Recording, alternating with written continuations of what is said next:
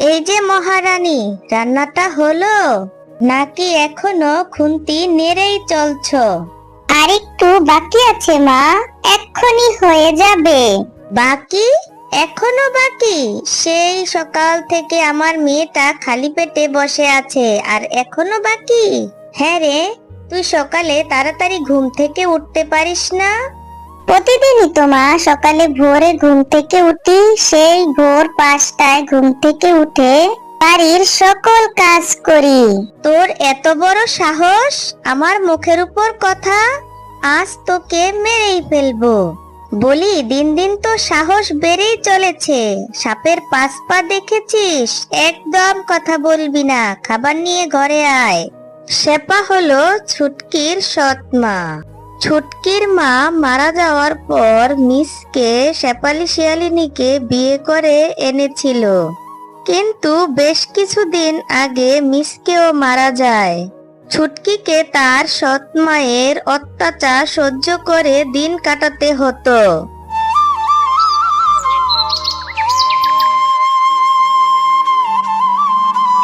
মা, এই যে তোমাদের খাবার আমি নিয়ে এসেছি, খেয়ে নাও তোমরা। এতক্ষণে মহারানীর আসার সময় হলো। বলি, খালি পেটে থাকলে যে আমার পেট ব্যথা করে, সেটা কি তোকে রোজ রোজ বলে দিতে হবে? তোর মাথায় কি একটা কথাও থাকে না? রোজ রোজ সব কথা আমাকে মনে করিয়ে দিতে হয়। মা, তুমি কাকে কি বলছো? ওর মুখের মতোই ওর মাথাটাও কুচকুচে, তাই তো ওর মাথায় কিছুই থাকে না। হ্যাঁ, তুই ঠিকই বলেছিস। মুখটা দেখতে কি কুচকুচে, কি বিশ্রী দেখতে! ইয়াক, থু, একটু ভালো লাগে না। আমাকে মোটো দেখতে বাজে লাগে না। আমার মা বলতো আমাকে ওই আকাশে চাঁদের মতো দেখতে লাগে। হ্যাঁ, তাই তো, তোকে দেখতে ওই অমাবস্যা চাঁদের মতোই লাগে। এভাবে বেশ কিছুদিন কেটে যায়। ছুটকি সবার অপমান আর কষ্ট সহ্য করে থাকতে লাগলো।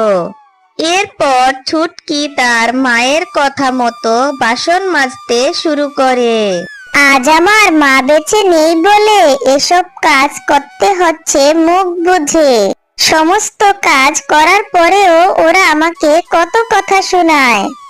আজ যদি আমার বাবা মা বেঁচে থাকতো তাহলে আমাকে এত কষ্টের কাজ করতে হতো না। আমার আর ভালো লাগে না। বাবা মা, তোমরা কেন আমাকে রেখে চলে গেলে? বাবা মা, তোমরা আমাকে তোমার সাথে করে নিয়ে গেলে না কেন? ছুটকি কালো হওয়ার কারণে তার সৎ মা আর সৎ বোন তাকে অনেক অত্যাচার করত, আর ছুটকি সবটা মুখ বুঝে সহ্য করে নিত। এই ছুটকিকে নিয়ে হয়েছে আমার যত জ্বালা। সম্পর্কে তো আমার বড় মেয়ে, প্রতিবেশীরা বলে আমি ওকে দেখতে পারি না। ওর উপর নাকি বিলে আমি অনেক অত্যাচার করি। তা অত্যাচার করব না?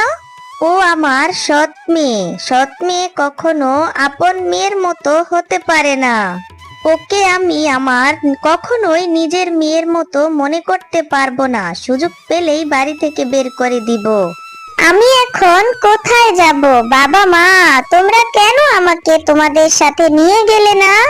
বাবা মা, কেন তোমরা আমাকে রেখে চলে গেলে? তোমরা আমাকে তোমাদের সাথে নিয়ে গেলে না কেন? আল্লাহ, তুমি আমাকে আমার বাবা মায়ের কাছে নিয়ে যাও। আমি আর এখানে থাকতে চাই না।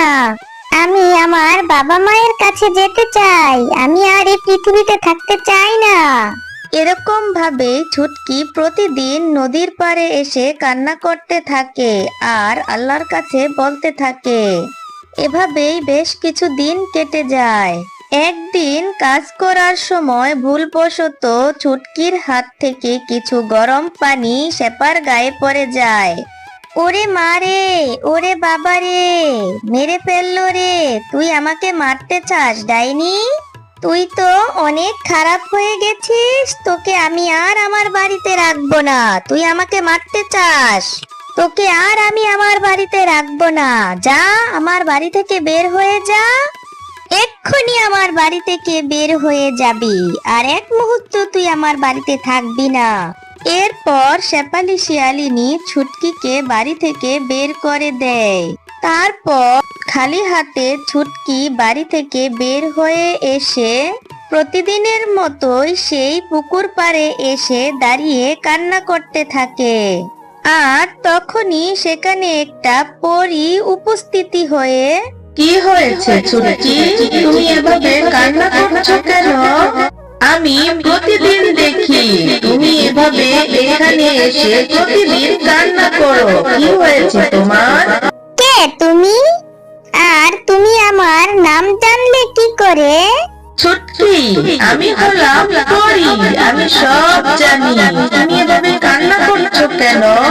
তুমি আমাকে সবটা বলো, তুমি এভাবে দাঁড়িয়ে দাঁড়িয়ে প্রতিদিন কান্না করো কেন? এরপর ছুটকি পরীকে সব ঘটনা খুলে বলে। আর পরী সব ঘটনা শোনার পর, তুমি কেঁদো না ছুটকি, এই নাও, আমি তোমাকে এই সাবানের পুকুরটা দিলাম।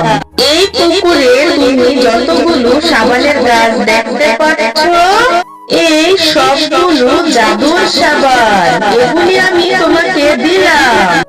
আর তুমি যদি এই সাবান দিয়ে গোসল করো তাহলে তুমি অনেক সুন্দর হয়ে যাবে। আর তুমি এই সাবানগুলি বাজারে বিক্রি করে তুমি তোমার জীবন চালিয়ে নিতে পারবে। তাহলে আমি এখন আসি ছুটকি। এরপর ছুটকি সেই সাবান দিয়ে গোসল করে অনেক সুন্দর হয়ে যায়। আর কিছু সাবান বাজারে বিক্রি করে ছুটকি অনেক টাকা ইনকাম করলো এবং অল্প কিছু দিনের মধ্যেই ছুটকি অনেক বড়লোক হয়ে যায়। এতে করে ছুটকির আর কোনো অভাব থাকলো না।